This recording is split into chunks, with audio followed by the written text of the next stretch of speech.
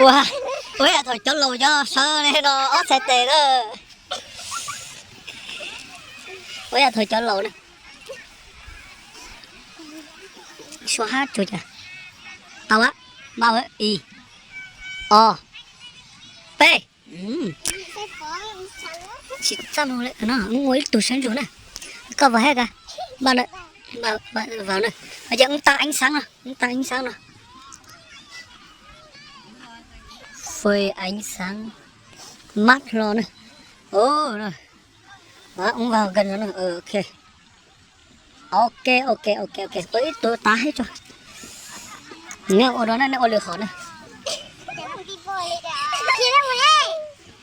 Cái số chỉ có mặn tiếp bóc kia hết rồi.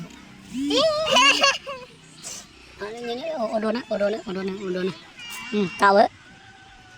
Thì p. Con gì cả lừa hết hay không có hả? Một lịch kìa. Con lấy kìa, có lấy trò đó này hay không con này? Thì cứ đưa ảnh, có lừa. Họ sao? Cái có lúc mà không nhặt bất quân nữa nè. Đây là chính phao á. P. Nó có sâu tao cả mà. Là giờ đua đó nó ở đây mà cứ sẽ vô Facebook là vô Zalo. Hai tí ít là phải thay con muốn con khả lúc máy quay cho tạt cho mà khó xỉ. Thành này mà có sâu nhạt bất quân nữa nè. Sau có Facebook đấy. Sau rồi dò lên đó sẽ chạy như tàu thế này sao được. Mày cho sánh ở phải rõ sao được nè. Phải tụi mình chỉ cái no rồi nè. Chết bà tô. Lấy muôn đầu lũ lại coi hết ta lũ này. Giờ mà lúc con mà có cái bảng của nó có lúc hôi chà.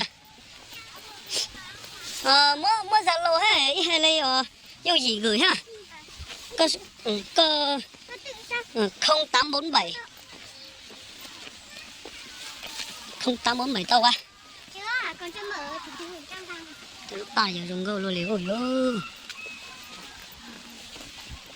Ô là tiếng rồi ấy dùng chờ tà đây.